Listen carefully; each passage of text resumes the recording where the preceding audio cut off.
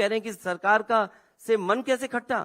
इनके सबसे प्रिय प्रधानमंत्री अटल बिहारी वाजपेयी जी, उनके गांव में कुछ नहीं किया।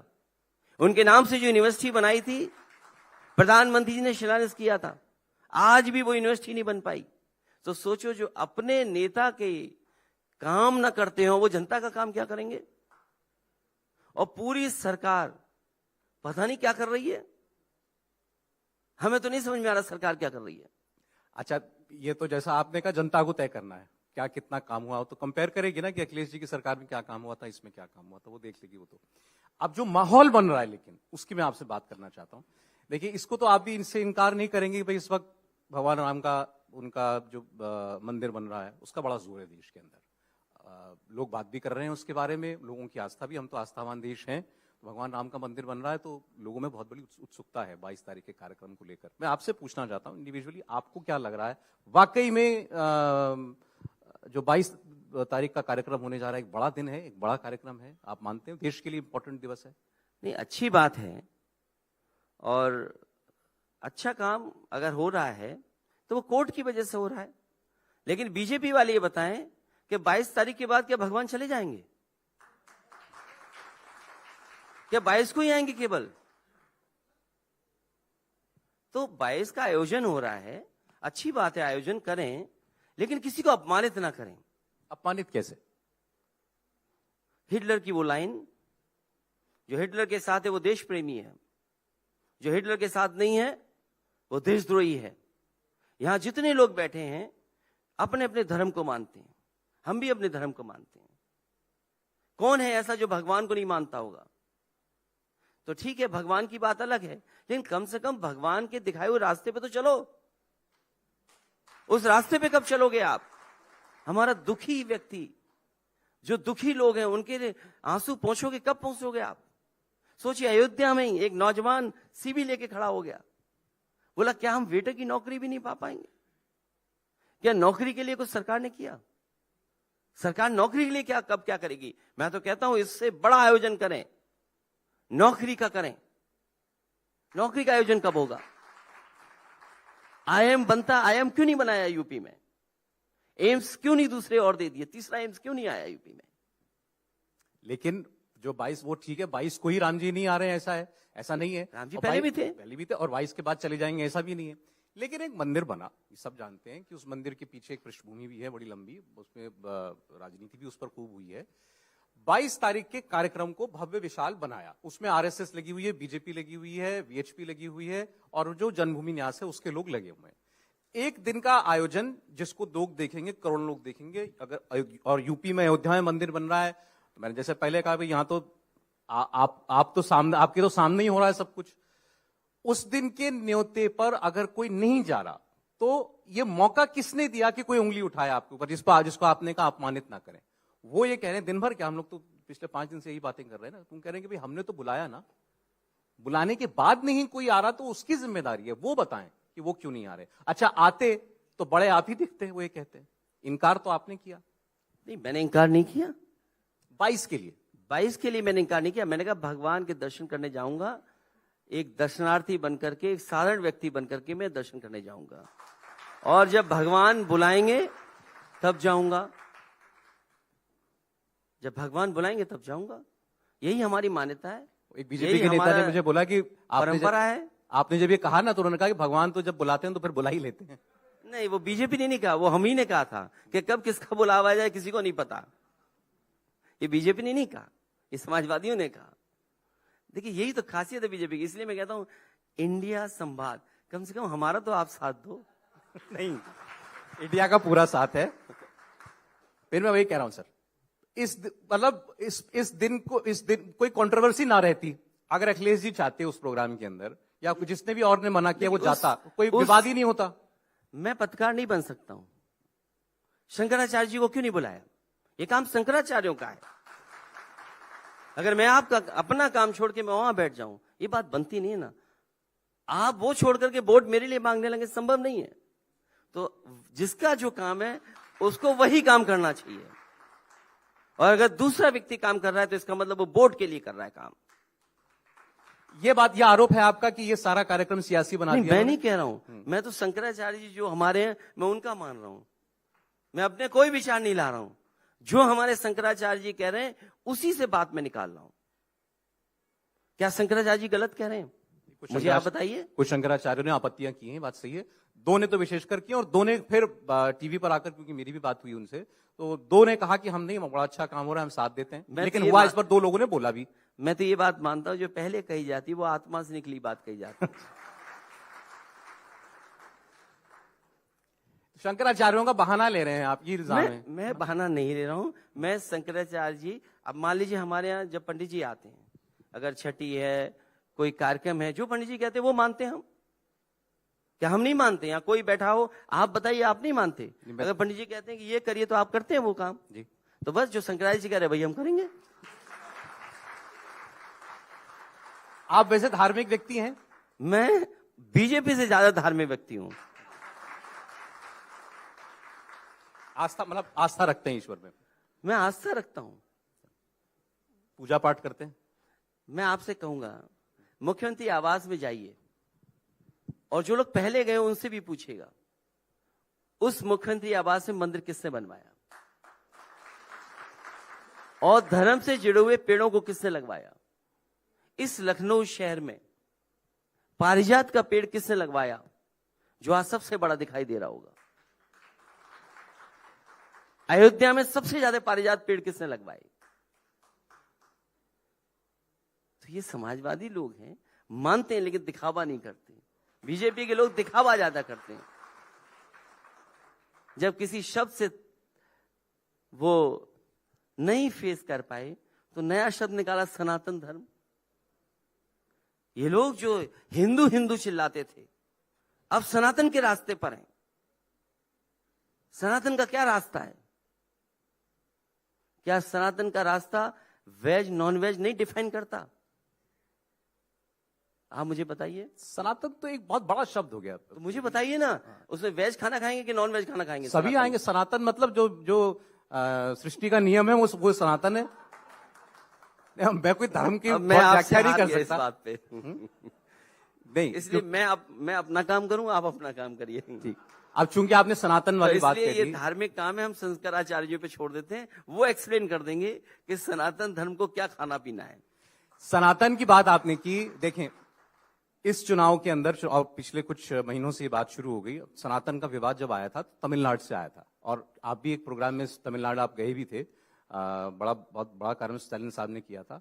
उनके बेटे ने कुछ बातें कही थी, सनातन इरेडिकेट सनातन नाम से कॉन्फ्रेंस में वो गए थे, वहां से सारा विवाद शुरू हुआ था। उन्होंने कहा था कि सनातन को हमको खत्म करना है।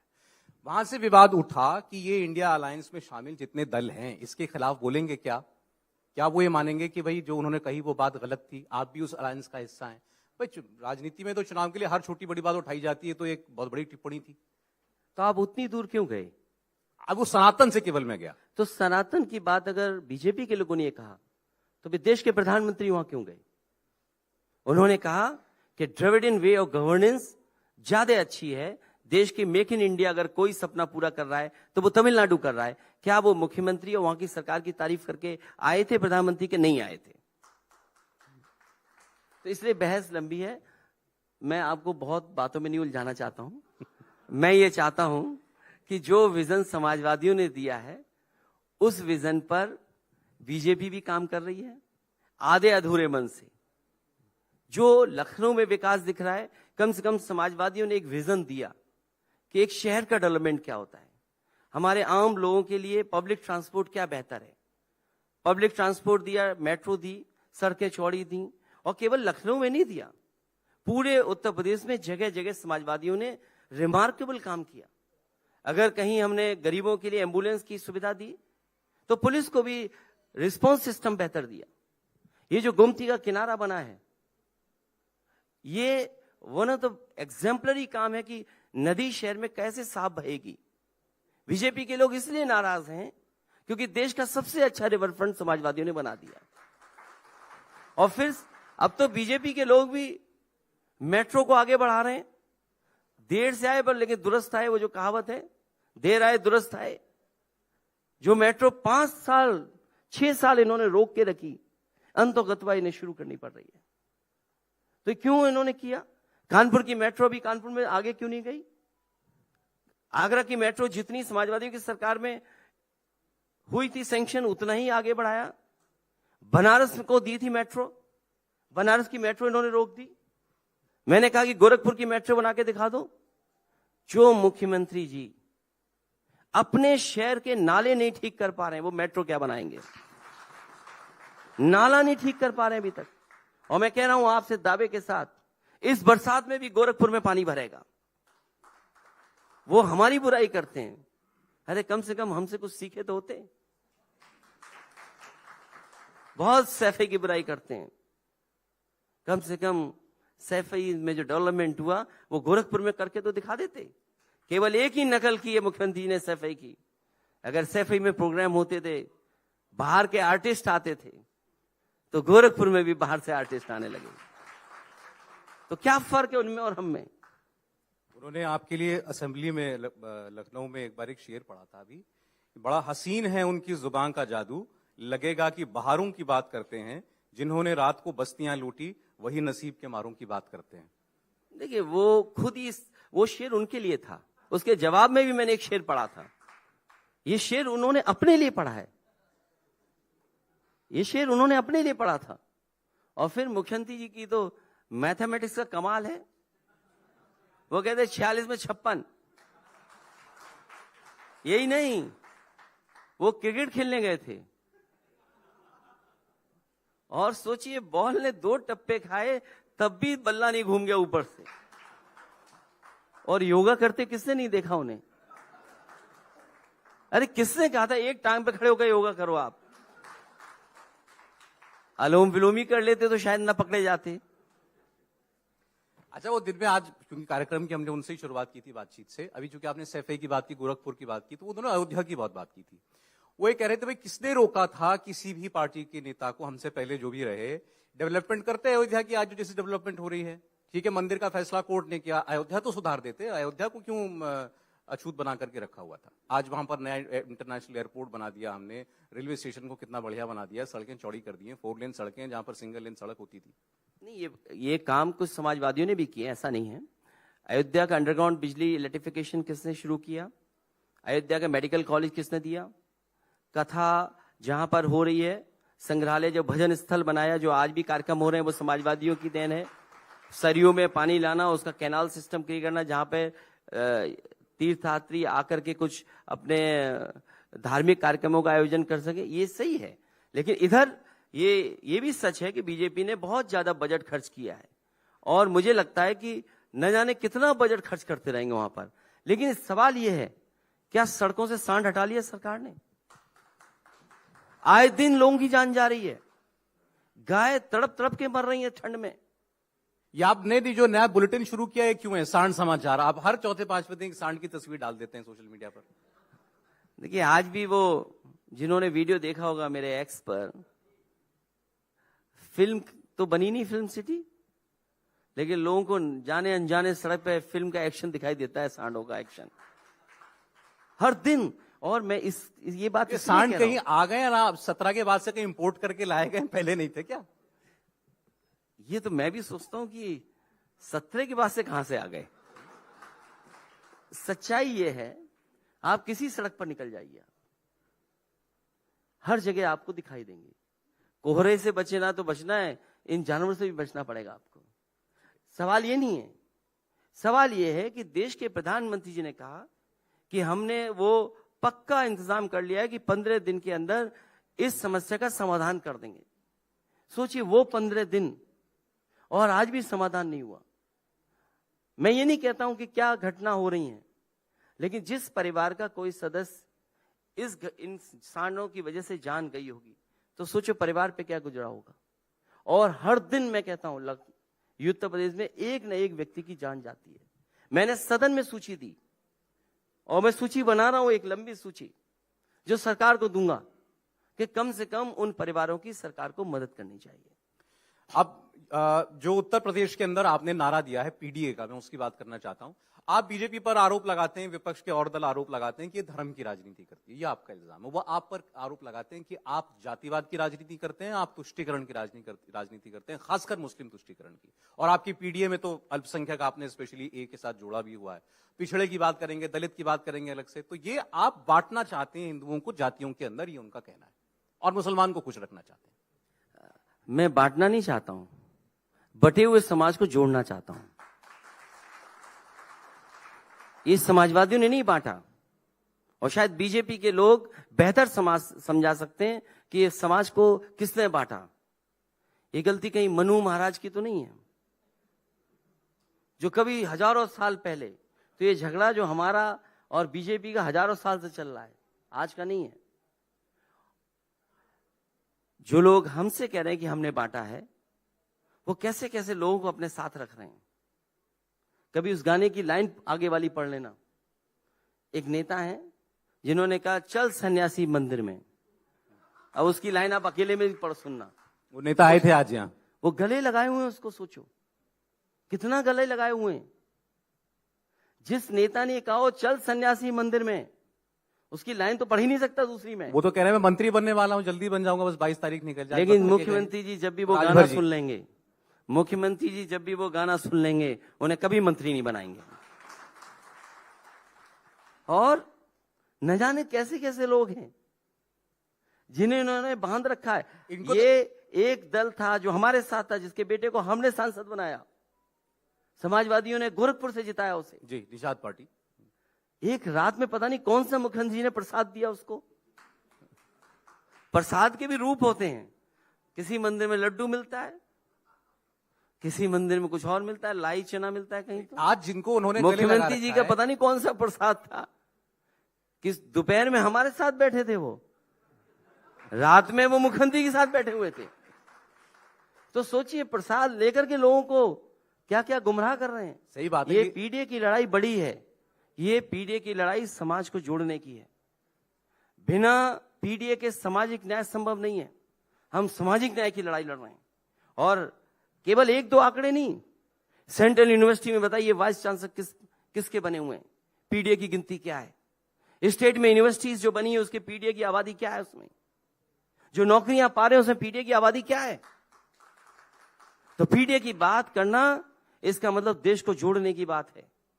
बीजेपी के लोग जरूर कहते हैं सबका साथ, लेकिन वो गैर बराबरी नहीं खत्म करना चाहते हैं। ये पीडीए और जाति जनगणना गैर बराबरी खत्म करना चाहती है, और बिना जाति जनगणना के सामाजिक न्याय संभव नहीं है। और सामाजिक न्याय बाबा साहब भीमराव अम्बेडकर जी का संविधान हमें रास्ता दिखाता है। ये जाति, और अगर संविधान हमें रास्ता दिखाता है, तो हम पीडीए के लोगों से आह्वान करते हैं, हर मौके पर कहते हैं कि एक साथ होइए, एक साथ आइए, और जिन्होंने आपके अधिकारों को छीना है उनको हटाने का काम करें। नहीं, आपको पीडीए का नारा देना क्यों पड़ा? भाई इंडिया गठबंधन में सारे दल हैं, आप भी उसका हिस्सा हैं। आपने अपना अलग से यूपी के अंदर एक ये मंत्र निकाला है पीडीए का। जिसे आपने इंडिया टीवी संवाद क्यों लिखा आपने? क्योंकि आप संवाद करना चाहते हैं ना।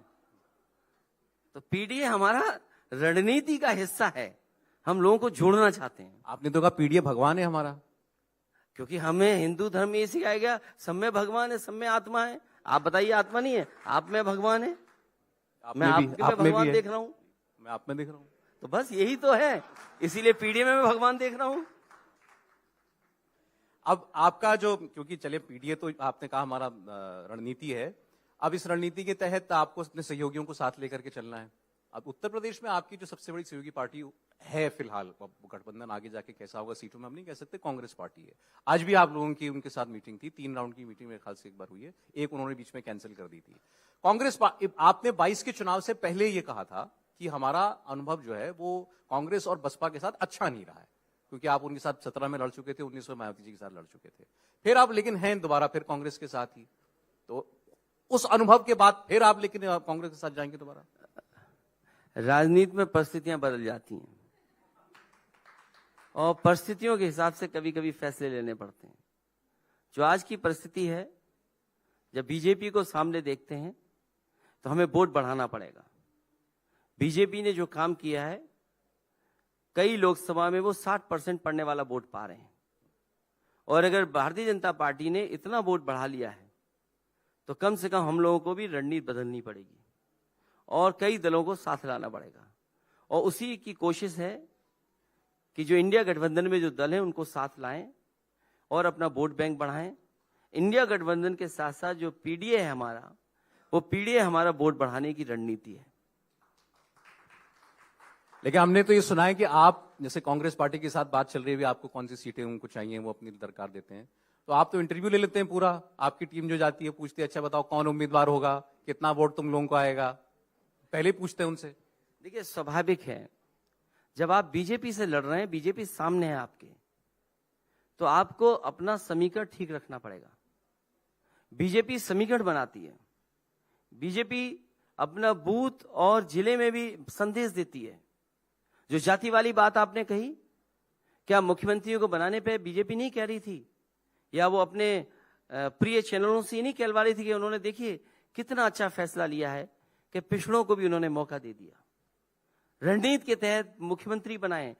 जो पार्टी मुख्यमंत्री बनाने पर जाति देखती हो तो उससे बड़ी जातिवादी पार्टी कौन है। और फिर जो इंटरव्यू लेने की बात है, चाहे वो कांग्रेस पार्टी हो या हमारे सहयोगी दल हैं, ये हमारी मदद करें, हम उनकी मदद करें, क्योंकि जब हमें फील्ड में रहना है तो कम से कम हमें ये देखना पड़ेगा कि जो प्रत्याशी है वो क्षेत्र में रहा है कि नहीं रहा है, क्षेत्र में उसके पास कुछ समीकरण है कि नहीं है।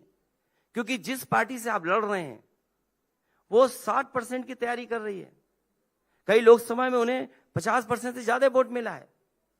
तो अगर 50% से ज्यादा वोट पाने वाली बीजेपी है और उसके पास हर कुछ साधन है, सब टीवी चैनल उनके साथ हैं, लेकिन इंडिया टीवी नहीं है उनके साथ। सोचो, हमें एक रणनीति तो बनानी पड़ेगी कि भाई मीडिया के लिए क्या हमारी स्ट्रेटेजी है, चुनाव लड़ने के लिए हमारे पास क्या स्ट्रेटेजी है। उनके पास तो ईडी, सीबीआई, इनकम टैक्स है, थोड़ा भी इधर उधर हो जाओगे उनके पास एजेंसी चली जाएगी, आपको ढूंढ लाएगी, आपको बदनाम कर देगी, आपको अपमानित कर देंगे। तो आपके पास कम से कम स्ट्रेटेजी तो हो कि आप उनसे कैसे लड़ोगे। वो पढ़े लिखे लोग हैं, बुद्धिजीवी लोग हैं, एलीट क्लास से लड़ रहे हैं हम लोग। हमारा वोटर किसान है, गरीब है, हमें 10 बार समझाना पड़ता है तब वो समझते हैं। और फिर बीजेपी को जब हार दिखाई देती है तो वो भगवान के पीछे छिप जाती जाके। तो कांग्रेस क्या जवाब क्या मिल रहा है आपको, कितनी सीटों की ताकत आप समझते हैं कांग्रेस की? मुझे उम्मीद है कि कांग्रेस पार्टी समझदार पार्टी है, देश की बहुत पुरानी पार्टी है, वो समझदारी से फैसला लेगी और इंडिया गठबंधन के साथ जो दल हैं उनका भी सम्मान करेगी। समझदार पार्टी है तो मतलब ज्यादा सीटें ना मांगी, यही कहना चाह रहे हैं आप? जो जमीन पे लड़ रहे हैं उनको आगे लड़ने दो। आप जो जमीन पे लड़ाई लड़ रहे हैं उनको मौका देना चाहिए, जो जमीन पर मुकाबला कर रहे हैं उनको मौका मिलना चाहिए। अभी आपने कहा परिस्थिति बदल गई है इसलिए हम कांग्रेस के साथ हैं, फिर आप कह रहे हैं जमीन पर हम ही हैं, मतलब आप ही हैं लीडरशिप रोल के अंदर। अब ऐसा लग रहा है कि हमारे साथ तो आ गए, मजबूरी हो गई कि अब कुछ सीटें इनको भी देनी पड़ेंगी। नहीं, जब गठबंधन समाजवादी लोग करते हैं पूरे सम्मान के साथ करते हैं और साथ लेने, क्योंकि लड़ाई इस बात की नहीं है कि हम ज्यादा सीटें लड़े या कोई और दल ज्यादा सीटें लड़े। सवाल यह है कि बीजेपी को बचाना है, बीजेपी से बचाना है देश को, संविधान और हमें अपना लोकतंत्र बचाना है। ये सरकार में दोबारा आ गए तो वोट डालने का अधिकार भी छीन लेंगे ये लोग। बाबा साहब का, भीमराव अम्बेडकर के संविधान बदल देंगे लोग। ये आरोप जब आप लोग लगाते हैं कि आ गए तो वोट डालने का अधिकार छीन लेंगे या चुनाव ही नहीं होंगे, कुछ लोग कहते हैं देश के अंदर, आप गंभीरता से आरोप लगाते हैं इस बात को, मतलब कि ये अगर इस बार तीसरी बार जीतते हैं तो सब खत्म, फिर लोकतंत्र पूरी सिंसियरिटी के साथ मैं कहता हूं, पूरी जिम्मेदारी के साथ कहता हूं। क्या हमने अभी लोकसभा नहीं देखा?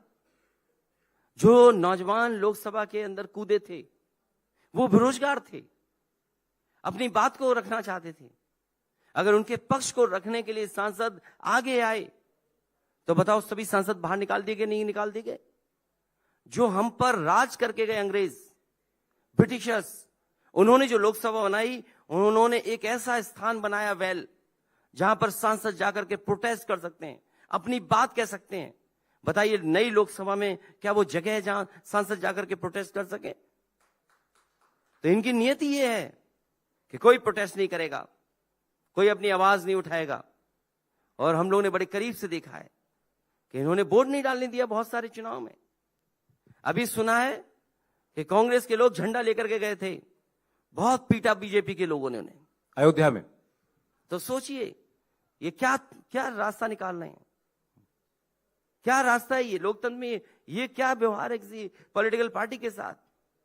इसलिए मैं कहता हूं ये दोबारा आ गए तो वोट डालने का भी अधिकार छीन लेंगे और बाबा साहब भीमराव अम्बेडकर जी का जो संविधान है उस संविधान को खत्म कर देंगे।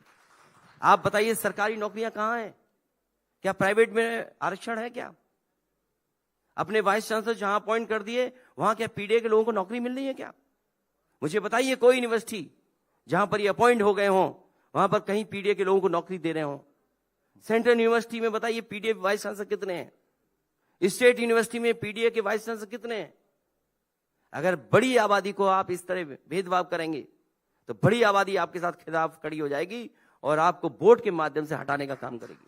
ठीक, वो बात हमारी खैर वहीं रहेगी, आप कितनी सीट कांग्रेस पार्टी को देने जा रहे हैं। लेकिन सर एक चीज जो दिखती है वो ये, जैसे अभी एक ऑनलाइन बैठक हुई थी अभी इंडिया गठबंधन के सारी पार्टियों के शीर्ष नेताओं की, आप उसके अंदर नहीं थे, आपने ज्वाइन नहीं किया था, बताइएगा आप क्यों नहीं जा पाए थे उसमें? मेरा सवाल ये था, एक जो सिनर्जी होनी चाहिए, एक साथ मिलकर एक बढ़ाया हुआ कदम लगना चाहिए, वो मिसिंग लगता है इंडिया गठबंधन के अंदर हमको। अब राहुल गांधी उत्तर पूर्व से अपनी यात्रा शुरू करते हैं, न्याय यात्रा उनकी चल रही है। बहुत सारे अब हमारे जेडीयू के नेताओं ने खुलकर हमसे बातचीत करते हुए कहा कि भाई ये यात्रा इंडिया की यात्रा होती तो बेहतर होता, चुनाव में 2.5 महीना रह गया है, 2.5 महीने में राहुल जी की यात्रा अलग चल रही है, आप अपनी यूपी में यात्रा आप निकालने वाले हैं, पीडीए यात्रा। इंडिया गठबंधन अगर बना है तो उसका एक साथ समझा सोचा इनिशिएटिव क्यों नहीं दिखाई देता हमको? क्या आप मानेंगे ईमानदारी से कि वो लैकिंग है? मुझे उम्मीद है कि आपके इन सवालों को कांग्रेस पार्टी ने भी सुना होगा। अब वो यूपी में भी आएंगे तो आप जाएंगे उसमें, उनकी यात्रा में, राहुल गांधी की? बीजेपी वाले अपने कार्यक्रम में नहीं बुलाते हैं मुझे, कांग्रेस वाले अपने कार्यक्रम में नहीं बुलाते हैं, यही समाजवादियों का रास्ता है। सीटें आप बांट रहे हैं यूपी के अंदर और आप कह रहे हैं वो हमको अपने कार्यक्रम में नहीं बुलाएंगे। मैंने आपसे कहा ना, अमेठी रायबरेली में उम्मीदवार आप नहीं देते हैं उनको और उनके खिलाफ। ये नेताजी के समय से हमारा ये राजनीतिक व्यवहार उस दल के साथ रहा है, वो कायम रहेगा इस बार भी? ये व्यवहार तो कंटिन्यू रहेगा। ये व्यवहार केवल अमेठी रायबरेली तक ही रहेगा इस बार? अमेठी रायबरेली तक रहेगा और आगे मैं समझता हूं बहुत जल्दी बड़े दल छोटे दल सब मिलकर के तय कर लेंगे कि आपस में किसको कहां चुनाव लड़ना है। और प्रत्याशी इसलिए पूछ रहे हैं क्योंकि प्रत्याशी के चयन में और प्रत्याशी के नाम का भी वोट होता है। पहले ही दिन पता लग जाता है ये प्रत्याशी टिकेगा ये नहीं टिकेगा, क्योंकि बीजेपी जैसी बड़ी पार्टी से अगर हमें मुकाबला करना है तो हमारा प्रत्याशी मजबूत हो, अच्छा प्रत्याशी हो, समीकरण में फिट हो। मजबूत की क्या डेफिनेशन आंकेंगे आप? अमेठी से राहुल गांधी भी हार गए, अब राहुल गांधी को आप कमजोर कहेंगे? कमजोर उम्मीदवार हैं? ऐसे तो डिप्टी सीएम हार गए वहां कौशाम्बी से, वो डिप्टी सीएम बन गए, ये क्या बात हुई? और लोकतंत्र में जीत हार तो चलती है, बहुत से लोग हारते हैं, बहुत से लोग हारते हैं। डिम्पल भी हार गई थी लेकिन बाद में वो निर्विरोध चुन गई, ये क्या बात हुई?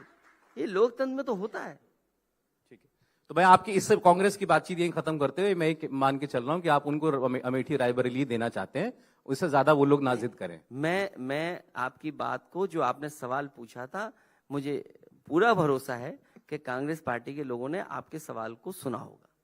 अब जो गठबंधन में जिन्होंने कहा हम नहीं जाएंगे, उनकी बात, मायावती जी की बात, ये हमको जो डेटा है चुनाव का बड़ा साफ बताता है। 2014 में जब अलग अलग लड़े थे आप लोग, भारतीय जनता पार्टी को 80 में से 73 सीटें गठबंधन के साथ मिली थी। आप और मायावती जी एक हो गए थे 2019 के चुनाव में, उनकी 9 सीटें 10 सीटें कम हो गई थी। अलायंस का फर्क पड़ता है, ये चुनाव ने हमको बताया है। आप उम्मीद करते थे कि इस बार भी हम लोग सब मिलकर के लड़ते तो बीजेपी को रोकने में, चुनौती देने में हमको आसानी होती, अगर मायावती भी होती इस अलायंस में? ये पॉलिटिकल पार्टीज डिसीजन लेंगी और पॉलिटिकल पार्टीज ने अपना गठबंधन बनाया है, इंडिया गठबंधन है। जो बात आप समीकरण की बता रहे हैं, पिछले चुनाव में भी हम सब अलग अलग लड़े थे। भारतीय जनता पार्टी ने अपने अधिकारियों के माध्यम से बेईमानी न की होती और अपने पैसे की ताकत से लोगों को गुमराह न किया होता और थोड़ा भी चैनलों ने साथ दे दिया होता तो आज उत्तर प्रदेश में समाजवादी सरकार होती। और सबसे महत्वपूर्ण बात बता रहा हूं मैं आपको, अगर उत्तर प्रदेश में दिल्ली वाले ना आए होते तो उत्तर प्रदेश वाले तो हार ही गए थे चुनाव। उत्तर प्रदेश में दिल्ली वाले ना आए होते, दिल्ली वाले आकर के चुनाव न लड़ाते तो उत्तर प्रदेश वालों का तो पता नहीं लगता। थोड़ा खुलासा बात तो आप करें। ही समझते हो, आप समझ लो यूपी वाले कौन कौन है और दिल्ली वाले कौन कौन है। दिल्ली वाले अगर ना आए होते, उन्होंने सहयोग न किया होता तो उत्तर प्रदेश वालों का पता नहीं लगता। और हम तो आज भी कहते हैं दिल्ली वाले हट जाएं, उत्तर प्रदेश वालों का पता ही नहीं लगेगा कहां चलेगा। मैं सोच रहा हूं आप दिल्ली वाले कहे किसको? प्रियंका जी आई थी। अब पार्टी मत बदलिए आप, हमारे गठबंधन राहुल की जी तरह आए थे रहिए। दिल्ली में। देखिए आप गुजरात कहते हैं, आपने गुजरात की बात की, गुजरात समझ में आता है कौन आते हैं? अमित शाह मोदी जी आते हैं। नहीं, मैं- दिल्ली से कौन आता है? दिल्ली से राहुल जी आते हैं, प्रियंका जी आती हैं, केजरीवाल ये- जी उनको ये मिलता, केजरीवाल जी को मिला क्या दिल्ली यूपी में वालों- आके? केजरीवाल जी को तो दिल्ली कुछ नहीं वालों मिला। ने 30 हेलीकॉप्टर, कई हवाई जहाज अगर न लगाए होते, देश के प्रधानमंत्री न खड़े होते, देश के होम मिनिस्टर न खड़े अच्छा, होते, उस सेंस में। और तमाम जो मुख्यमंत्री और प्रदेशों के हैं, एक मुख्यमंत्री जी के साथ तो ठीक हुआ, वो उत्तर प्रदेश में बहुत प्रचार कर रहे थे। इस बार मध्य प्रदेश में उन्हें मौका नहीं मिला। ये उनकी ताकत है। क्या अगर हमारे पास मुख्यमंत्री हैं, केंद्र के मंत्री हैं अगर, और उनका जनाधार है, तो हम आप सबसे काम कराते हैं। हम कहते हैं हम तो प्रधानमंत्री को प्रचार में जब उतारते हैं तो वो कार्यकर्ता की तरह काम इसलिए करते हम अपनी बात बता रहे हैं कि दिल्ली वाले नहीं आए होते तो उत्तर प्रदेश वालों का नहीं पता लगता। हैं। वो तो सब इस बार भी आएंगे। इस बार उनसे भी मुकाबला करेंगे। मायावती जी की हम लोग बात कर रहे थे। मेरा सवाल ये था कि अगर आप चाहते थे कि वो अलायंस में आए, आपकी ख्वाहिश थी या नहीं थी? 2019 में समाजवादियों का प्रयास था कि बहुजन समाज पार्टी की नेता प्रधानमंत्री बने, और उसी को लेकर के गठबंधन बनाया था। कभी कभी कुछ चीजें भाग्य पे होती हैं, उनके भाग्य ने साथ नहीं दिया। ये आप स्टेटमेंट जब उन्होंने आपके लिए काफी कुछ कहा, उसके बाद आपने दिया था कि हम तो उनको प्रधानमंत्री बनाना चाह रहे थे। एक बहुत बड़ा स्टेटमेंट है ये अब आप तंज में कह रहे हैं, उलाहने में कह रहे हैं उनको कि भाई आप सीटें आती तो आप प्रधानमंत्री बनती, मायावती को प्रधानमंत्री बनाते आप। मैं 2019 के चुनाव के बारे में बता रहा हूं। पूरा देश जानता था, पूरे उत्तर प्रदेश की जनता जानती थी कि गठबंधन इसीलिए हुआ है कि उन्हें देश की सबसे बड़ी कुर्सी पे बैठना है, और समाजवादियों ने पूरी ईमानदारी से उनका सहयोग किया, पूरी मदद की। जो जीरो थी वो 10 MP जीत करके गई। उन्होंने कहा कि हमको नुकसान होता है गठबंधन का, हमारा वोट घट जाता है और हमें वोट ट्रांसफर नहीं होता हमारे सहयोगी पार्टी का, क्योंकि यहां प्रमुख दलित है, हमें इसलिए वोट नहीं मिलता। अगर आप डेटा पर बात करेंगे तो सोचिए आप, वो 10 सीटें जीत गई, हम 5 सीट पर रह गए। और फिर जब विधायक का चुनाव हुआ तो उनका विधायक इकलौता है, वो भी अपनी ताकत पर जीता है। ये बात आपकी ठीक है। डेटा तो यही बताता है कि 19 के चुनाव में उनको फायदा हुआ था, आपका वोट थोड़ा सा कम हो गया था। मायावती आपके बारे में ये कह रही हैं, जब आप लोग साथ में चुनाव लड़े थे 19 में, जब आप लोग एक साथ मुलाकातें भी हुई थी, आप मिलने के लिए उनसे गए थे, आपने एक जेस्चर दिखाया था, वो फिर उन्होंने कहा कि पुरानी बातें हम सब भूल गए हैं। अचानक ऐसा लग रहा है कि फिर वहीं पहुंच गए, मतलब जो रिश्ता सुधर गया था। मैं नहीं जानता पर्सनली आपकी उनसे कितनी बातचीत होती है, लेकिन ऐसा लग रहा है कि सब फिर बराबर। अब वो आपको गिरगिट कह रही हैं, कुछ कह रही हैं। नहीं, वो हमारे लिए नहीं कहा था। वो जो लोग प्रधान बदलते हैं, बार बार कपड़े बदलते हैं, उनके लिए कहा होगा। हम तो कभी रंग बिरंगा कपड़ा नहीं पहनते। अगर किसी ने देखा हो तो बता दो हमें। जब से राजनीति शुरू की है ये कपड़े पहन रहा हूं मैं। जो लोग प्रधान बदलते हैं, कपड़े बदलते हैं, उनके लिए शायद कहा होगा। नहीं, वो ये कह रही थी कि आप तो क्या क्या लिखते हैं उनके बारे में, और फिर अचानक आपने अपनी पार्टी विधायकों की बैठक में कह दिया था कि हम बड़ा सम्मान करते हैं मायावती जी का, तो आप लोग भी कुछ ना उनके खिलाफ कुछ ना बोलें। जब ये बात मीडिया में आई, उसके बाद उन्होंने कहा कि गिरगिट की तरह रंग बदलते हैं, कभी कुछ कहते हैं, कभी कुछ कहते हैं। समाजवादियों ने, हम लोगों ने कभी भी उनके खिलाफ नहीं कहा होगा। जब कहा होगा वो अलग बात है, लेकिन हमारी पार्टी का उस दिन यही फैसला था, और हम लोगों ने सबने आपस में तय किया कि किसी भी पॉलिटिकल पार्टी के लीडर के खिलाफ हमारी कोई भाषा गलत नहीं होगी। इसमें क्या खराब है? इसमें किसका अपमान कर दिया हम लोगों ने? और फिर वो रंग बदलने वाली बात हमारे लिए नहीं थी, वो किसी और के लिए थी। जो रंग बिरंगे कपड़े पहनते उनके लिए थी, हमारे लिए नहीं थी। उन्होंने तो आपके ऊपर ये इल्जाम लगा दिया था कि हमारे दफ्तर के सामने से पुल बना दिया अखिलेश जी जब सरकार में मुख्यमंत्री बने, तब उन्होंने हमारी सुरक्षा में सेंध हो जाती, खतरा हो गया था जान का। ये ठीक बात है कि उन्होंने इस बात को उस समय भी उठाया था, और जो जो उन्होंने कहा उस समय कि उन्हें जो जो चीजों की जरूरत थी, जो जो सेफ्टी और सिक्योरिटी के लिए सरकार को कदम उठाना था, वो हर कदम उस समय समाजवादी सरकार ने उठाया था। वो पुल बनना बहुत जरूरी था, क्योंकि अक्सर उस इलाके से जाने के लिए बहुत बड़ा जाम लगता था। मैं आपको कहता हूं कि वो रिकॉर्ड टाइम में बना था। उसमें डिफेंस का भी एनओसी मिला है, और डिफेंस एनओसी ऐसे नहीं देता है। डिफेंस जब एनओसी देता है तो हर पहलू को देखता है। तो वो जो पुल बना है उनके एनओसी की वजह से नहीं बना है, वो डिफेंस ने जब एनओसी दिया तब पुल बना है। और उसके बगल में भी जो कटाई पुल पे पुल बन रहा है वो भी समाजवादियों की पहल थी, शुरुआत थी कि वहां पर भी पुल बनना चाहिए। हो सकता है बहुत जल्दी पुल बन जाए। अब जो इंडिया गठबंधन की बैठक हुई थी, वो मेरा बीच में सवाल रह गया था कि आप उसमें नहीं जा पाए, तो उस पर दो बड़े फैसले हुए हैं कि इंडिया गठबंधन का अध्यक्ष खड़गे साहब को चुना गया है और एक संयोजक बनाए जाएंगे। उसको लेकर अभी साफ नहीं हो पाई है बात। जिस दिन इतना इंपॉर्टेंट डिसीजन होना था उस दिन आप नहीं है, आप मीटिंग में नहीं आए। इंडिया गठबंधन में जो आखिरी मीटिंग हुई थी दिल्ली में, सम्राट होटल या अशोका में, उसमें यही तय हुआ था कि हम अब जब मिलेंगे तब सीट बंटवारा हो चुकेगा, तब मिलेंगे। नहीं, लेकिन ये तो पार्टी हेड्स की मीटिंग थी, इसमें मतलब बाकी कई लोग आए थे। तय यही हुआ था कि जब सीटों का बंटवारा हो जाएगा उसके बाद फिर इंडिया गठबंधन के लीडर्स बैठेंगे। तो आप अब इन लोगों से तभी बात करेंगे, सभी सीनियर लोगों से, जब सीटों के बंटवारे की बात अब यूपी में क्लियर करेंगे। लड़ाई बड़ी है और बहुत बड़ी लड़ाई है। यूपी की सबसे बड़ी भूमिका होनी है। यूपी की जनता को बड़ा फैसला लेना है। यूपी ने ही दिल्ली की सरकार बनाई है 2 बार। जैसा मैंने शुरू में कहा और आपने भी वो बात शुरू में कही कि उत्तर प्रदेश की जनता की जिम्मेदारी बड़ी है, तो हमारी लड़ाई जमीन पर है यहां पर। और अब दिन नहीं बचे हैं, 100 दिन से भी कम है चुनाव को लेकर के। 100 दिन नहीं बचे हैं, तो हमें अपनी जमीन पर तैयारी करनी है, और जमीन पर तैयारी होना जरूरी है अगर बीजेपी से मुकाबला करना है। तो देर कहां हो रही है अखिलेश जी? सीटें आपको और कांग्रेस को बात करनी है, आप मिलकर बस एक आरएलडी होगी मेरे ख्याल से, अगर आपके मुझे उम्मीद है कि बहुत जल्दी सीटों का बंटवारा हो जाएगा।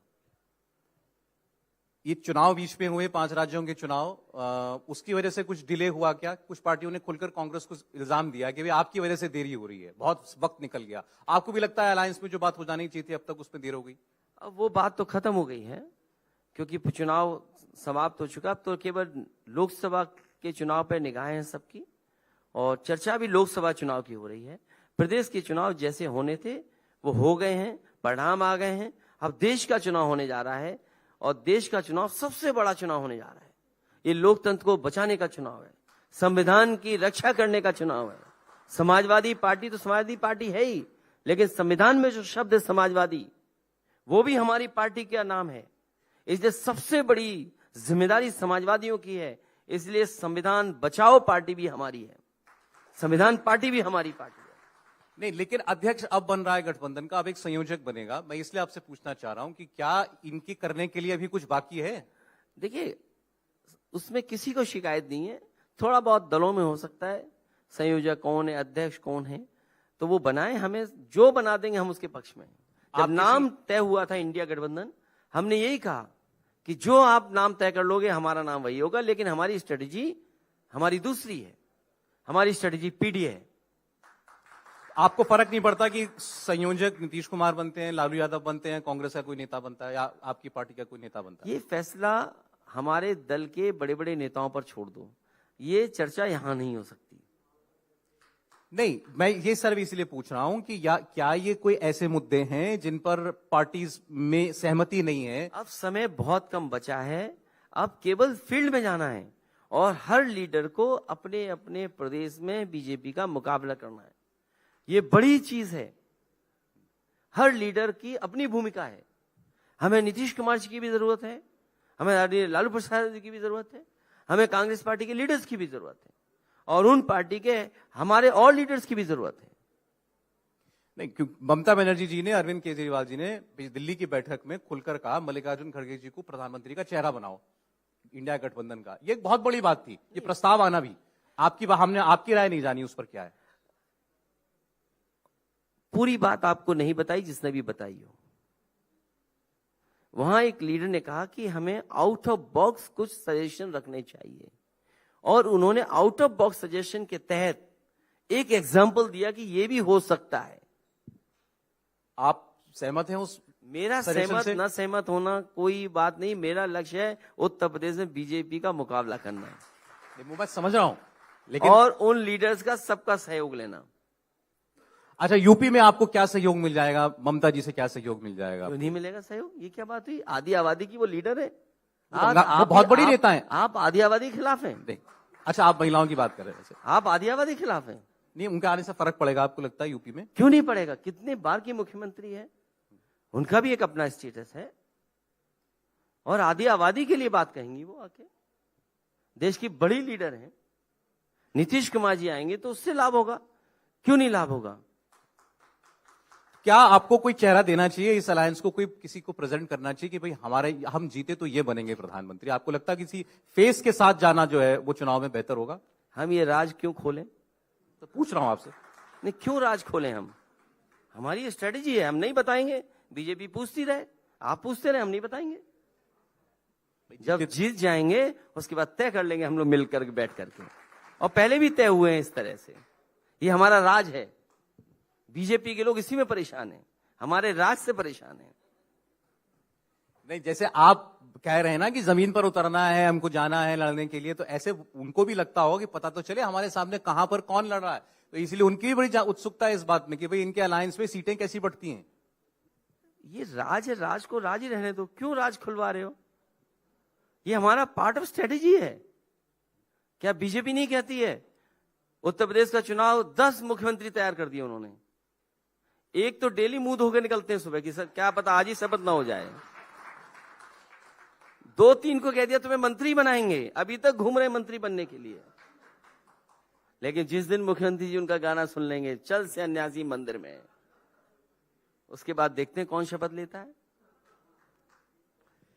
इस गठबंधन के अंदर आपको मैं फिर वही बात कह रहा हूं दोबारा, लेकिन आपको क्या लगता है? अभी आप अपना नाम भी ले सकते हैं, आप और आपने अपनी महत्वाकांक्षा किसी को छुपानी नहीं ले सकते। कोई भी किसी का नाम ले सकता है। हाँ, तो आप और यूपी में अपने अलावा किसी एक का नाम लेना हो तो कौन है आपको लगता है कि ये भी राज है, नहीं खोलेंगे। और सोचिए यूपी ने कितने बड़े काम किए हैं। देश के प्रधानमंत्री हरकुलिस विमान पर जिस सड़क पर उतरे थे वो समाजवादियों की डिजाइन की हुई सड़क थी। क्या बीजेपी ने अपनी डिजाइन किए हुए किसी एक्सप्रेसवे पर हरकुलिस विमान से प्रधानमंत्री को उतारा? 10 साल पूरे हो गए, सोचिए आप क्या उतारा वहां पर। मैंने एक सड़क मांगी थी कि ग्वालियर से लेकर के लिपुल एक सड़क 6 लेन बननी चाहिए, क्योंकि सीमा पर चीन से कभी भी मुकाबला करना पड़ेगा। हमारी फौज वहां जल्दी पहुंच जाए, हमारे फौज का सामान जल्दी पहुंच जाए। सरकार ने कहा 6 लेन बनाएंगे, बाद में अखबारों में पढ़ा 4 लेन बनेगी, और अब जो बन रही है वो डबल लेन पेव्ड शोल्डर बन रही है। सोचिए आप कितना बड़ा झूठ। जिस दिन जनता ये समझ जाएगी कि बीजेपी के लोग उठ करके झूठ बोलते हैं, सबसे पहले झूठ बोलते हैं बीजेपी के लोग, हर बात में झूठ बोलते हैं। आपने अभी कहा मल्टी डायमेंशनल पॉवर्टी रिडक्शन हुआ है, उनसे पूछिए आपने कोविड के 2 साल क्यों नहीं जोड़े, और उनसे पूछिए क्या समाजवादी सरकार के उसमें 4 साल हैं कि नहीं है मल्टी डायमेंशनल उसमें। तो अगर हम अपने नहीं है, बिल्कुल है, क्योंकि वो 9 साल कह रहे हैं, तो उसमें 9 साल में अगर 2 साल हटा दें तो सबसे ज्यादा किस सरकार का समय है वो? तो किसने पॉवर्टी हटाई है सबसे ज्यादा? तो फिर तो आपको स्वागत करना चाहिए उसका कि हाँ ये मैं क्यों स्वागत करूं? अगर बीजेपी ये कहती है उनके आंकड़े, ये जिम्मेदारी आपकी है। अगर मैं कुछ कहूं, बीजेपी कुछ कहे, तो जिम्मेदारी आपकी बनती है कि आप सच बताएं कि सच क्या है। Multi dimensional poverty, Akhilesh ji, NITI Aayog ने जो रिपोर्ट दी है उसमें 12 पैमाने बताए गए हैं कि ये हमारे 12 इंडिकेटर्स हैं। लेकिन 12 इंडिकेटर्स में आप ये बताइए क्या 2 साल कोरोना के गायब हैं कि नहीं गायब हैं, और किसके सबसे ज्यादा साल है उसके अंदर? मैंने इसीलिए तो कहा। तो समाजवादियों का सबसे बड़ा योगदान है उसमें। अगर मल्टी डायमेंशनल में उत्तर प्रदेश ने बेहतर किया है तो समाजवादियों की पॉलिसी की वजह से किया है। मैं तो कह रहा हूं फिर आपको कहना चाहिए इसमें हमारा भी है, आपका आपके साल है, इसमें हमारे भी साल है। नहीं, वो ये बजाय कहें उसको कि- खारिज करने के, नहीं, वो ये कहें बोगस रिपोर्ट है। वो नहीं, रिपोर्ट को बोगस नहीं बोल रहा हूं, हमारा योगदान उसमें है जिसकी वजह से पॉवर्टी रिडक्शन हुआ है। चलिए ठीक है, ये बात मैं आपकी मान सकता हूं क्योंकि लेकिन रिपोर्ट बीजेपी कह रही है को 9 ये साल की बताना- रिपोर्ट है। ठीक है, अब जैसे उत्तर प्रदेश के अंदर आपने कहा कि भाई लड़ाई उत्तर प्रदेश को लड़नी है देश के लिए, और उत्तर प्रदेश में विपक्ष की सबसे बड़ी पार्टी आपकी पार्टी है, अपनी पार्टी के आप सर्वमान्य नेता हैं, तो इसलिए अखिलेश यादव हैं चेहरा विपक्ष का उत्तर प्रदेश के अंदर, जैसे ममता जी बंगाल के अंदर है या किसी प्रदेश में कोई और है। ऐसे देश के अंदर कांग्रेस पार्टी कहती है कि अगर एक चेहरा, एक व्यक्ति कोई नरेंद्र मोदी के खिलाफ लड़ रहा है तो वो राहुल गांधी है, क्योंकि कांग्रेस पार्टी बड़ी पार्टी है, पैन इंडिया पार्टी है। आपको लगता है हाँ ये बात ठीक है कि हाँ राहुल गांधी एक बड़ा चेहरा है नरेंद्र मोदी के खिलाफ? क्या आप मानते हैं इस बात को? देखिए, मैं किसी चेहरे के खिलाफ नहीं बोल रहा हूं, ये हमारा राज है, ये हम लोग मिलकर के तय करेंगे। आपका राज यात्रा निकालता घूम रहा है, आप कब तक राज बना के रखेंगे? तो यात्रा तो कोई भी कर सकता है, कोई पॉलिटिकल पार्टी कर सकती है, यात्रा में क्या है? और यात्रा करनी चाहिए सबको। हम लोग अपना जमीन पर काम कर रहे हैं, संगठन बेहतर कर रहे हैं, कल को हमें संगठन की ताकत पे ही लड़ना पड़ेगा चुनाव। अगर संगठन नहीं होगा तो बीजेपी का मुकाबला नहीं कर पाएंगे। तो मैं तो इसलिए जानना चाह रहा हूं कि राहुल गांधी और आप, क्यों आप लोग सिमिलर एज के नेता हैं, आपका एक्सपीरियंस दोनों का मुझे लगता है एक जैसा एक्सपीरियंस है, आप मुख्यमंत्री रहे, आपके पास ये एडेड एडवांटेज है, उन्होंने ऐसे कोई पद पर जिम्मेदारी नहीं कभी उठाई है। आपका क्या अनुभव है उनके साथ काम करने का, मैं ये जानना चाहता हूं। मैं कोई ये विषय नहीं है, विषय आपके ये साथी है हैं? नहीं, वो हमारे साथी हैं। अच्छी बात है आप जो बता रहे हैं, हम सब मिलकर के लड़ेंगे, इंडिया गठबंधन को और आगे बढ़ाएंगे, सब मिलकर तय करेंगे क्या करना है। मान लीजिए कल को मिलकर के हमें फैसला करना है कि दिल्ली के लोगों ने 10 लाख करोड़ के उद्योगपतियों का कर्ज माफ किया है, तो हम लोग मिलकर के बैठ के तय करेंगे कि किसानों का कर्ज माफ हम लोग करेंगे। वही तो पूछ रहा हूं, तो क्या अनुभव है आपका उनसे बैठकर जब बात करते हैं तो बैठेंगे, कैसा ये experience समय रहता है? नहीं है अनुभव बताने का, और फिर पत्रकारों को अपना अनुभव बताओगे, फिर कहां के बचोगे आप? इतना भी नहीं, आप कह रहे नहीं बड़े अच्छे नेता हैं, अच्छा अच्छी बातचीत हमारी होती है। तो अच्छी बात है, तो आप पता नहीं उस बात में क्या बात निकाल लो, इसलिए बड़ा डर लगता है आप लोगों से। आप लोग भी हमारा सहयोग करो, इंडिया गठबंधन के आप हैं, इंडिया के साथ है, मैं इसलिए आपने यही इंडिया गठबंधन है। मैं नहीं भाई, तो आप क्यों, मतलब क्यों आप इस बात से जो है इस पर बात नहीं करना चाहते आप? ये सभी लीडर्स मिलकर के तय करेंगे, इंडिया गठबंधन के लीडर्स ही तय करेंगे। मैं कोई अकेला कोई सुझाव नहीं दे सकता हूं, वो भी इतना महत्वपूर्ण सुझाव जब देना हो तो देश के सभी पॉलिटिकल पार्टीज के लीडर बैठ करके तय करेंगे कि भविष्य में हमें क्या फैसला लेना है, किस लीडर को किस जगह पर पहुंचाना है। मैं सर माफी चाहता हूं, मैं फिर इंसिस्ट कर रहा हूं इसी सवाल पर, लेकिन ममता जी की बात आई तो आपने मुझे कहा कि वो आधी आबादी की लीडर है, यूपी में आएंगी तो हमको फर्क पड़ेगा उनके आने का, उनके आने से इंडिया गठबंधन मजबूत होगा। मैं यही सवाल राहुल गांधी के बारे में पूछ रहा हूं, मैं तो क्योंकि उनकी पार्टी उनको मानती है, वो तो कहते हैं ये प्रधानमंत्री बनने चाहिए, खुलकर कहते हैं वो। तो मैं एक ऐसे नेता के बारे में, इंडिया गठबंधन में बड़ी नहीं पार्टी बोलते। के नेता के नहीं, बारे में ये आप अपने उनकी कहते पार्टी हो, कहती है उनके लिए, उनकी पार्टी के लिए। हमारी पार्टी भी हमारे लिए कहती है, ये क्या बात हुई है? लेकिन तय तो इंडिया गठबंधन के लीडर्स करेंगे, जब लोकसभा के सांसद जीत करके आएंगे तब तय करेंगे। आप इसमें मत उलझिए कौन लीडर होगा, आप इस पे चर्चा कीजिए कि बीजेपी ने कितने नौजवानों की नौकरी छीन ली, कितने रोजगार कम कर दिए, नोटबंदी का क्या फायदा हुआ। और सोचिए, जो विश्व गुरु बनना चाहते थे, एक देश का प्रधानमंत्री भारत पे आरोप लगा रहा है कि आपकी एजेंसी ने हमारी हत्या करा दी,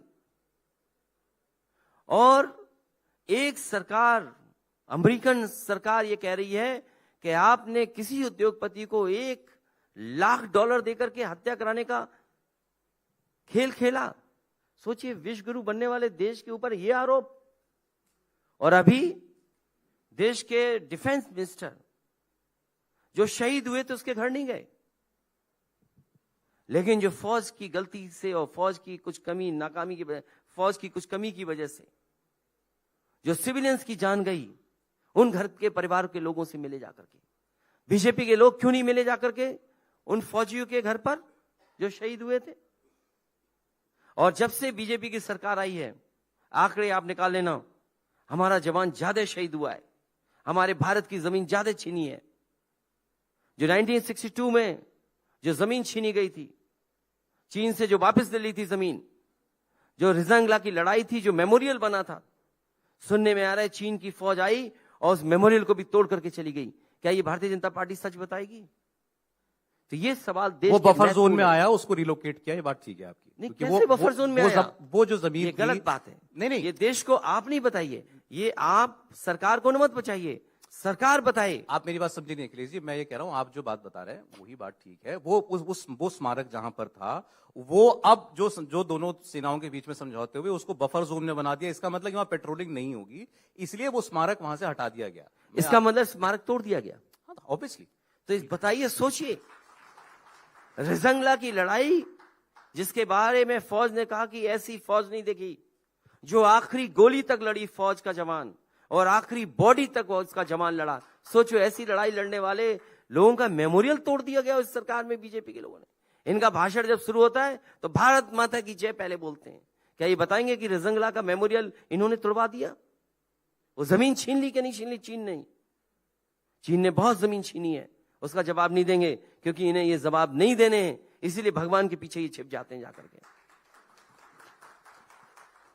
आपको क्या लगता है पूरे, अब ये आप अपनी एक ऑब्जेक्टिव असेसमेंट देश शेयर कर सकते हैं तो कीजिएगा। देश के अंदर ये 2014 में इनको आई थी 282 सीटें बीजेपी को, और वो बढ़ गई 2019 में 303 हो गई। इस बार ऐसा क्या इतना बदल गया है माहौल कि आप लगता है ये 50 सीट 100 सीट नीचे आ सकते हैं या और ज्यादा नीचे आ सकते हैं? किसान और नौजवान इस बार खड़ा हो जाएगा तो भारतीय जनता पार्टी कितना नीचे आ जाएगी इसका आकलन करना मुश्किल है, क्योंकि किसान दुखी है। कहीं किसी किसान की आय दोगुनी नहीं हुई, और किसान की ताकत थी, और उत्तर प्रदेश का चुनाव था कि सरकार को पीछे हटना पड़ा और 3 और काले कानून वापस लेने पड़े। आज सबसे ज्यादा बेरोजगार नौजवान अगर कहीं है तो भारत में है। सोचिए, जिस भारत को मेक इन इंडिया बना रहे थे, जिस भारत को डिजिटल इंडिया बना रहे थे, उस भारत का पढ़ा लिखा नौजवान डिलीवरी बॉय बन गया। क्या ये सम्मान की नौकरी है? हम अपने नौजवानों को कहना चाहते हैं, समाजवादियों को मौका मिलेगा तो उन्हें सम्मान का रोजगार देंगे। इन्होंने नौकरियां छीनी हैं, नौकरियां खत्म कर दी हैं। और ये जो फौज में अग्निवीर वाली व्यवस्था आई है, वो व्यवस्था इसलिए आई है क्योंकि गांव का नौजवान, गांव के परिवार का नौजवान पुलिस फौज में चला जाता था। जब फौज में जाता था, उस घर परिवार की आर्थिक स्थिति बेहतर हो जाती थी। गांव के लोग अपने नौजवानों को तैयारी करने के लिए मौका देते थे कि जाओ तैयारी करो, फौज में भर्ती हो जाओ। ये बीजेपी के लोगों ने आंकड़े निकलवाए और आंकड़ों में देखा कि गांव में तरक्की हो रही है इस भर्ती की वजह से, तो उन्होंने उनकी तरक्की रोकने के लिए अग्निवीर व्यवस्था लाई है। हम अपने नौजवानों को कहते हैं, समाजवादियों को जिताइए, अपनी अग्निवीर व्यवस्था को खत्म करने का काम समाजवादी लोग करेंगे। वो तो सेंटर की स्कीम है, मतलब उसके लिए फिर गठबंधन में सरकार बनेगी। सरकार बनने के लिए हम अपील कर रहे हैं कि हमारी सरकार बनवाइए, हमें इतनी ताकत दीजिए कि सरकार बनाए दिल्ली में जाकर के और अग्निवीर व्यवस्था को खत्म कर दें। सोचिए, बीजेपी के लोगों से पूछते ना, आप बड़ी बड़ी बातें करके गए। एक टैंक चलाना कितने दिन में सीखता है एक नौजवान? 10 साल लगते हैं, 8 साल लगते हैं। आप अग्निवीर में 4 साल के बाद घर रिटायर कर दोगे। एक जनरल ने किताब लिख दी, आप उसकी किताब को प्रिंट नहीं होने दे रहे। ये कहां का लोकतंत्र है? बातें तो वो सब बाहर आएगी, उन्होंने खुद भी बता दी, सब लेखों में वो बातें, लेकिन वो किताब क्यों नहीं आने दी? और हम तो ये मानते हैं, अग्निवीर इसलिए व्यवस्था लाई गई है क्योंकि गांव का नौजवान फौज में ना भर्ती हो जाए। फौज में जाने के बाद उसकी आर्थिक स्थिति घर परिवार की बेहतर होती थी। उस आर्थिक तरक्की को रोकने के लिए भारतीय जनता पार्टी ने जानबूझ करके अग्निवीर व्यवस्था लाने का काम किया है। राष्ट्रवाद तो भारतीय जनता पार्टी का सबसे बड़ा प्लैंक है, चुनाव में जाने का सबसे बड़ा मुद्दा होता है। आप कह रहे हैं कि वो गांव का लड़का सिपाही ना बन जाए, उसे उसकी कौन तरक्की ना हो जाए, उसको रोकने के लिए उन्होंने किया। कौन राष्ट्रभक्त मानेगा जो रिजंगला वाला मेमोरियल हटवा दे? कौन मानेगा उनकी राष्ट्रभक्ति? देखिए, अग्निवीर के पीछे 2-3 वजह बताई जाती हैं। वो नरवणे साहब की, जनरल साहब की जो किताब है, उसमें उन्होंने कहा भी है कि मैंने शॉर्ट सर्विस कमीशन के लिए इनको एक सजेशन दिया था। उसमें कितने साल होना है, पहले कुछ ज्यादा था, फिर कम हुआ कि इतना टेन्योर होना चाहिए। मोटे तौर पर जो समझ में आता है बाहर, वो ये कि सेना के अंदर पेंशन का जो हमारा जो खर्चा है वो बढ़ता जा रहा है लगातार। और अब आरोपी भी है, सब कुछ है, उसका भार कम करने के लिए एक ये फैसला किया गया। दूसरी बात ये कही जाती है कि जब आप कम सालों के अंदर वो व्यक्ति, वो हमारा अग्निवीर जो है, वो समाज के अंदर दोबारा आएगा, तो एक डिसिप्लिन समाज हमको मिलेगा, एक हमको सेना में रहा हुआ लड़का हमारे बीच में मिलेगा, सिपाही हमको मिलेगा, इसमें देश के अंदर एक डिसिप्लिन आएगा। मैं इस तर्क से सहमत नहीं हूं। जब आप 10 लाख करोड़ कर्ज आप उद्योगपतियों का माफ कर सकते हो, क्या आप पेंशन के लिए पैसा नहीं जुगाड़ सकते हो? उत्तर प्रदेश वो प्रदेश है जिसने पहले कहा था कि जो ओल्ड पेंशन स्कीम लागू की जाएगी। हम आज भी भरोसा दिलाते हैं अपने कर्मचारियों को कि जब भी समाजवादियों को वो स्थान या वो जगह का मौका मिलेगा, ओल्ड पेंशन स्कीम के लिए लड़ाई लड़ने का काम समाजवादी लोग करेंगे। और ये जो तर्क आप दे रहे हैं, मुझे अच्छी तरह याद है, नेताजी के सामने भी यही तर्क ये अधिकारी और उस समय सरकार के बड़े बड़े लोग देते थे कि अगर फौज का जवान शहीद हो जाएगा तो शहीद को घर पहुंचाने में बहुत बजट का खर्च हो जाएगा। नेताजी ने कहा कि कहीं भी अगर शहीद होगा, शहीद हमारा जवान, तो उसके पूरे सम्मान के साथ उसको घर परिवार के बीच में ले जाया जाएगा और उसके लिए चाहे जितना बजट लग जाए सरकार का, वो बजट खर्च करने का काम सरकार करेगी। ये बहाना, ये तर्क, ये सरकार का नहीं है। सरकार चाहती थी और सरकार की नीयत है ये, और सरकार की साजिश है कि किसान का बेटा और गरीब का बेटा फौज में जाकर के अपने घर परिवार की आर्थिक स्थिति ना ठीक कर दे, इसलिए अग्निवीर जैसी व्यवस्था लागू ने काम किया इन्होंने। अखिलेश जी, जब नोटबंदी हुई थी, ये कहा जा रहा था कि नोटबंदी का इनको बहुत नुकसान होगा, यूपी का चुनाव हुआ, ये जीत गए, जीएसटी का मुद्दा ऐसे ही आया था। अब जो 5 राज्यों के चुनाव हुए, एमपी में तो आपने भी चुनाव लड़ा, आपकी पार्टी ने, ये जातिगत जनगणना का मुद्दा, अभी आप ओल्ड पेंशन स्कीम कह रहे थे, ये सारे मुद्दे जो हैं इस चुनाव में भी थे। कांग्रेस पार्टी ने अपने मैनिफेस्टो में इनको जगह दे रखी थी। इन राज्यों में भारतीय जनता पार्टी की जीत हो गई, तो क्या ये मुद्दे जनता ने स्वीकार नहीं किए, ये समझा जाए? अब आपको पेंशन मुझे देनी पड़ेगी, आप पेंशन हमें देना। आधे घंटे के लिए बुलाया था, 1 घंटा बात कर रहा हूं मैं। ओवर टाइम हो गया, पैसा कौन देगा? आखिरी 2 मिनट। नहीं, मैं भी इंतजार ही कर रहा हूं कि कब मुझे बताया जाए कि भाई अब अखिलेश जी को फ्री कर दें। आखिरी 2 मिनट। नहीं, कोई बात नहीं है, मैं बैठा हूं, आप जब तक बात करना चाहोगे मैं करता रहूंगा। नहीं, बात तो हम लोग बहुत लंबी कर सकते हैं, लेकिन ठीक है, बस समझ रहा हूं कि आप प्रोग्राम से भी आ रहे थे। आप करिए, कोई इशू नहीं। बस अंत में फिर, जैसे मैंने आपसे कहा था, मुझे एक असेसमेंट तो दे देना, आपको लगता है कि ये चुनाव जो है बीजेपी को 300 से 150 पे लाने वाला चुनाव है? और एक वाकई एक ऐसी असेसमेंट व्यवहारिक बताइएगा, पहले ही हम 50 नहीं चला सकते, इनको 100 नहीं चला सकते हैं। देखिए, ये आकलन कर पाना मुश्किल है, क्योंकि 2014 में जब समाजवादी सरकार थी तो हमें भी उम्मीद नहीं थी कि हम ऐसे हार जाएंगे। जब इतने अच्छे काम किए, वन ऑफ द बेस्ट हम लोगों ने एक्सप्रेसवे दिया, इतना अर्बनाइजेशन के लिए इतना इंफ्रास्ट्रक्चर का काम किया, इतने बिजली घर बनाए, इतना मेडिकल फैसिलिटी दी, नए नए मेडिकल कॉलेज दिए, तो हमें नहीं पता था कि जनता क्या चाहती है। तो जो बदलाव की आवाज है, जो परिवर्तन का रास्ता है, वो पता नहीं बीजेपी को कहां पहुंचाएगा। और सोचिए, अगर यूपी में बीजेपी हार गई तो कहां पहुंचेगी? मान लीजिए यूपी ने 80 से 80 हरा दिए, तो गिनती कहां पहुंच जाएगी इनकी? तो यूपी की भूमिका बड़ी है। यूपी इनको सब सीटें हराएगा, इस बार सब सीटें हराएगा। इन्होंने कहा